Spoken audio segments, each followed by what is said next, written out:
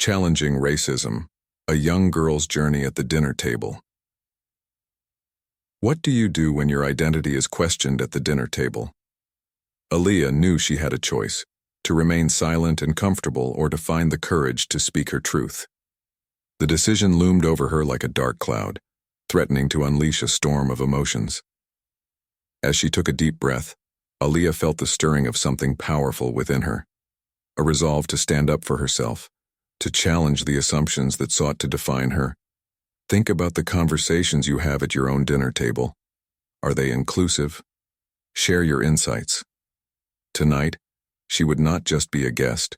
She would be a voice for herself and for everyone who had ever felt like an outsider at a table meant for sharing. Aaliyah stood in front of her mirror, adjusting the vibrant red dress that hugged her curves perfectly. The evening sunlight streamed through her window, casting a warm glow that made her dark skin shimmer. She felt confident and beautiful, ready to attend the dinner at Mia's house.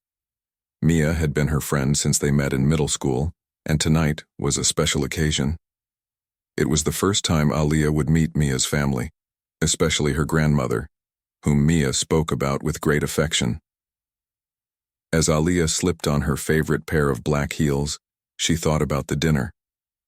Mia had assured her that her family would love her. "My grandma just loves meeting new people," she had said. Aaliyah smiled at the thought. This was a chance to deepen their friendship, to share laughter and stories over a home-cooked meal. She took a deep breath, pushing away any nervous thoughts, and grabbed her purse. Arriving at Mia's house, Aaliyah felt a wave of warmth wash over her. The porch light illuminated the inviting exterior, and the scent of something delicious wafted through the open door. Mia rushed out to greet her, her blonde curls bouncing with excitement. "Aaliyah, you made it," Mia exclaimed, pulling her into a hug. "Come on in. Grandma is already setting the table." As they entered, Aaliyah was enveloped by the comforting aroma of baked chicken and roasted vegetables. The living room was adorned with family photos that chronicled Mia's childhood, and Aaliyah felt a sense of nostalgia wash over her as she admired the pictures. "Grandma, Aaliyah is here," Mia called out, leading her into the dining room. "Wonderful. Come on in, dear."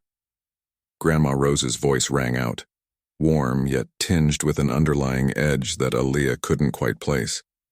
As Aaliyah entered, she saw Grandma Rose standing by the table, arranging the cutlery.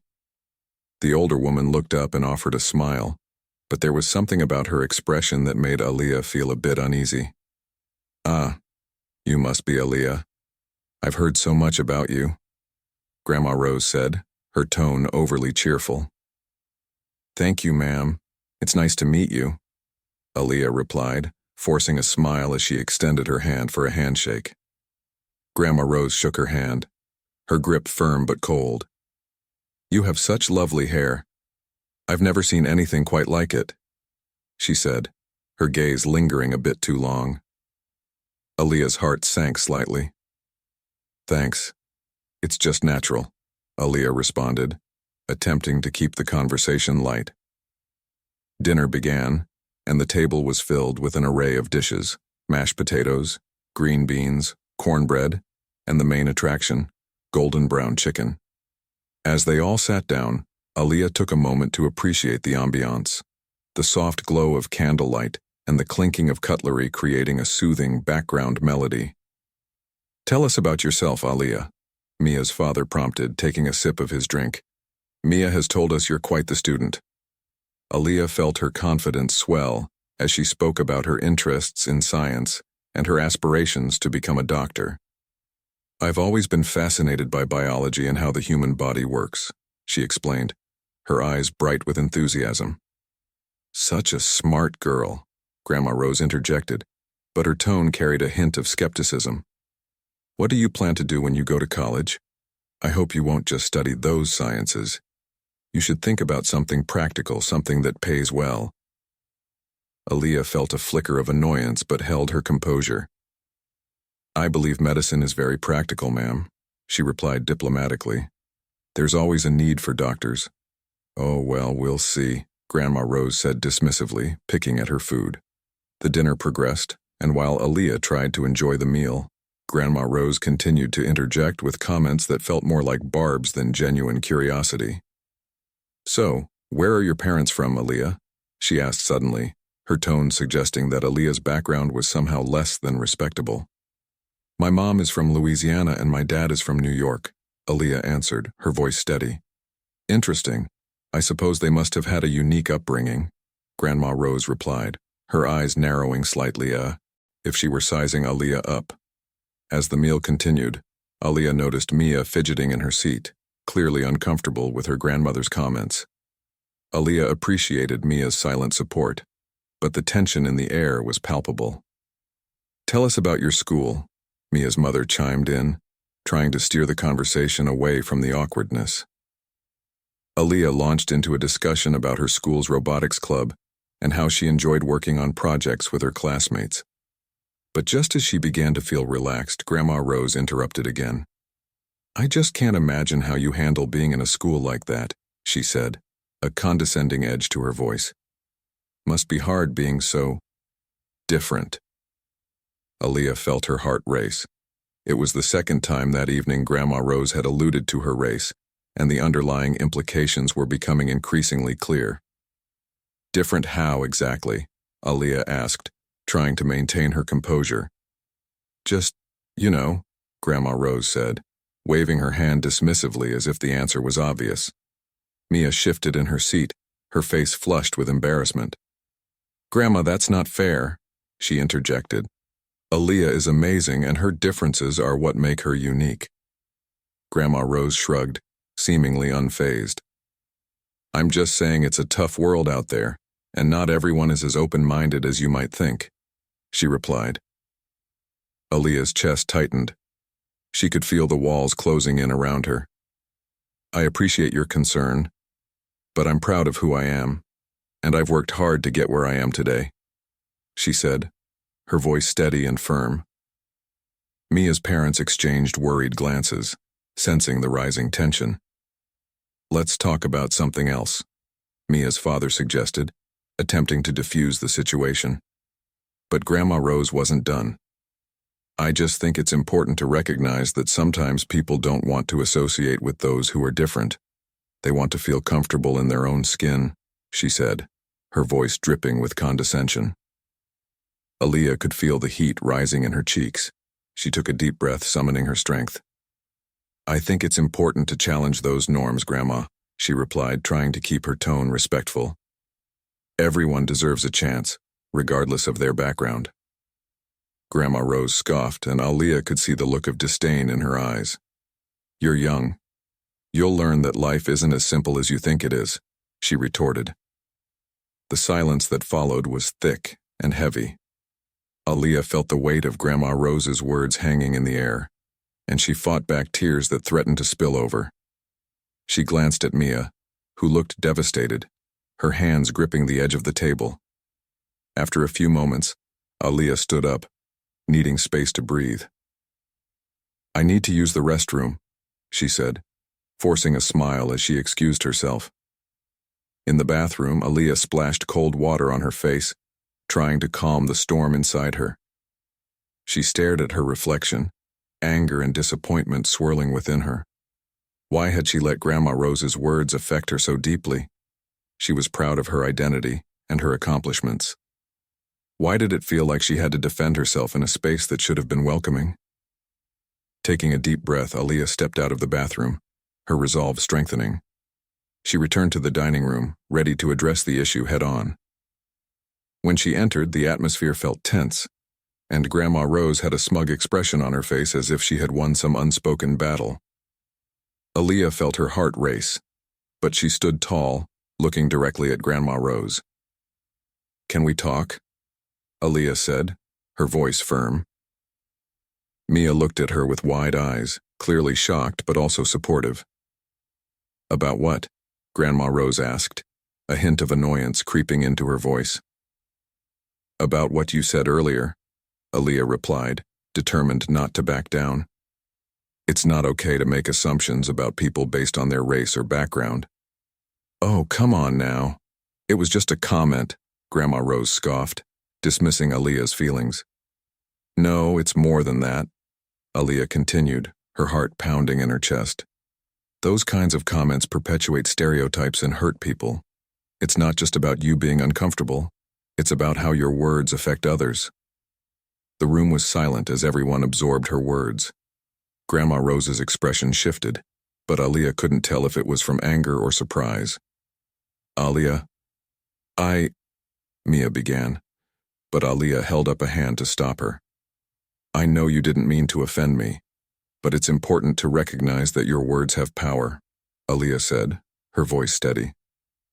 I want to be friends with Mia, but I can't ignore how you speak about people like me. Grandma Rose's face flushed, and for the first time, Aaliyah saw a flicker of vulnerability.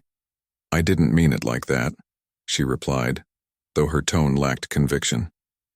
Maybe you should think about what you say before you say it, Aaliyah suggested. We all need to learn and grow. I'm just asking for some respect. Mia's mother finally spoke up, her voice calm yet firm. Grandma, Aaliyah is right. We need to be more aware of how our words can impact others. It's a learning process for all of us. Grandma Rose looked down at her plate, her expression shifting from defiance to reflection. I suppose I could be more mindful, she muttered, almost to herself. Aaliyah felt a wave of relief wash over her. This wasn't just about her anymore. It was about creating a dialogue that could lead to understanding. Thank you, Aaliyah said softly, her heart still racing, but feeling lighter.